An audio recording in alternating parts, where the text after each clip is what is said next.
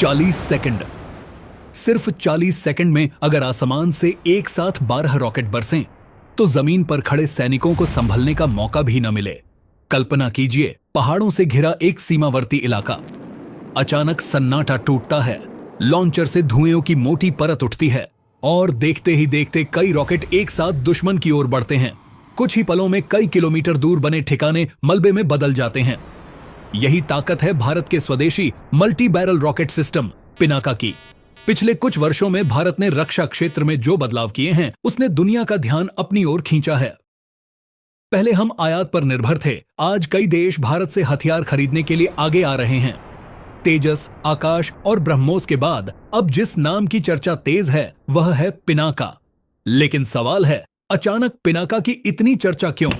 दरअसल दक्षिण काकेशस क्षेत्र में तनाव फिर बढ़ रहा है। आर्मीनिया और अजरबैजान के बीच कई सालों से सीमा विवाद चला आ रहा है। 2020 के संघर्ष के बाद हालात पूरी तरह शांत नहीं हुए। दोनों देशों ने अपनी सेनाओं को मजबूत करना शुरू कर दिया है। इसी बीच खबर आई कि आर्मेनिया भारत से पिनाका रॉकेट सिस्टम लेने में दिलचस्पी दिखा रहा है। यह सिर्फ एक रक्षा सौदा नहीं है, यह संकेत है बदलते वैश्विक समीकरणों का। आर्मेनिया लंबे समय तक रूसी हथियारों पर निर्भर रहा, लेकिन अब वह विकल्प तलाश रहा है। उसे ऐसा सिस्टम चाहिए जो तेजी से जवाब दे सके, सटीक वार करे और कम समय में बड़े इलाके को कवर कर सके। यहीं पर पिनाका सामने आता है। पिनाका को भारत ने पहाड़ी और कठिन इलाकों के लिए खास तौर पर तैयार किया। कारगिल युद्ध के अनुभवों से सीखी गई बातों ने इसकी दिशा तय की। समय के साथ इसमें नई तकनीक जोड़ी गई, बेहतर फायर कंट्रोल, तेज रीलोडिंग और सटीक लक्ष्य क्षमता। कहा जाता है कि एक बैटरी कुछ ही सेकंड में पूरे क्षेत्र को कवर कर सकती है। युद्ध में कभी कभी सेकंड ही जीत और हार तय करते हैं। अब सोचिए, अगर यही सिस्टम किसी संवेदनशील सीमा पर तैनात हो जाए तो रणनीति कैसे बदल सकती है।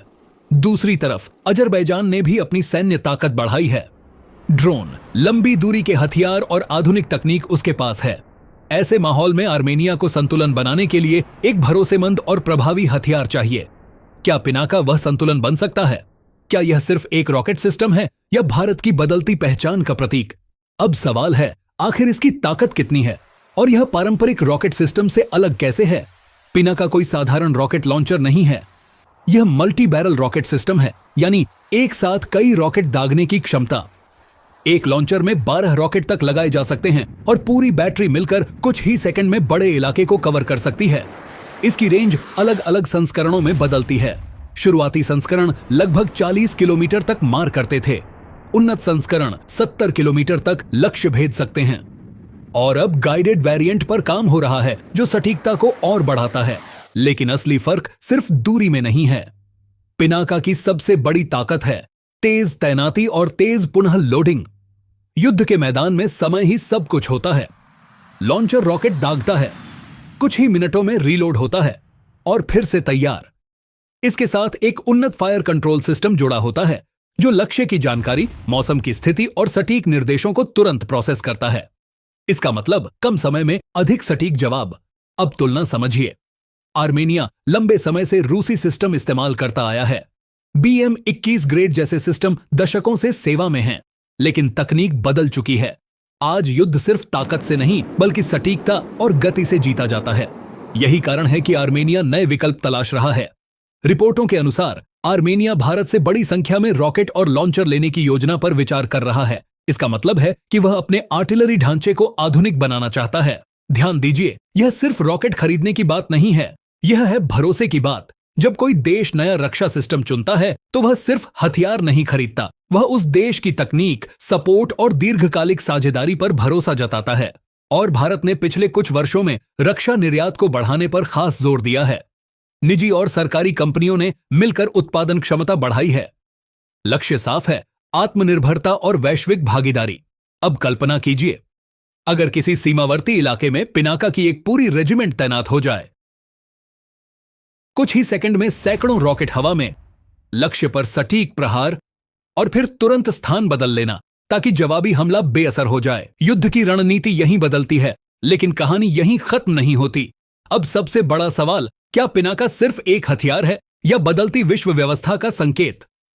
जब कोई देश अपनी रक्षा रणनीति बदलता है तो वह सिर्फ सीमा की सुरक्षा नहीं देखता बल्कि भविष्य के समीकरण भी तय करता है।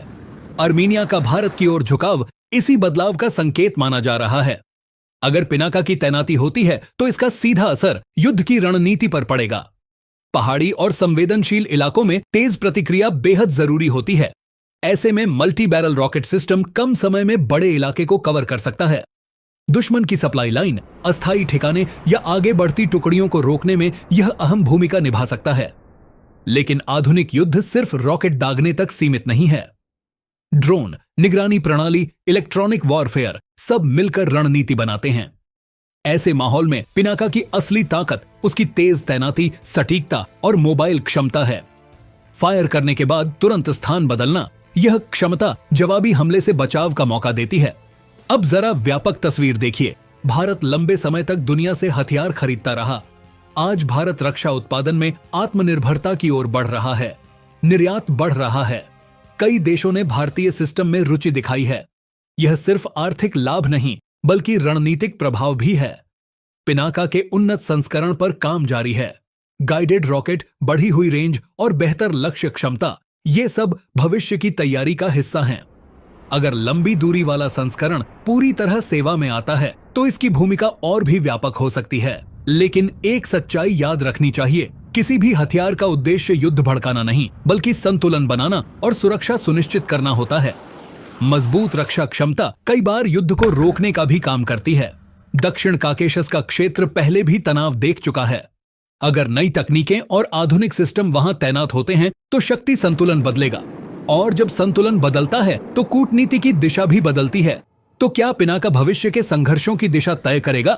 क्या यह सिर्फ एक सौदा है या भारत की बढ़ती तकनीकी ताकत का प्रतीक? जवाब आने वाला समय देगा।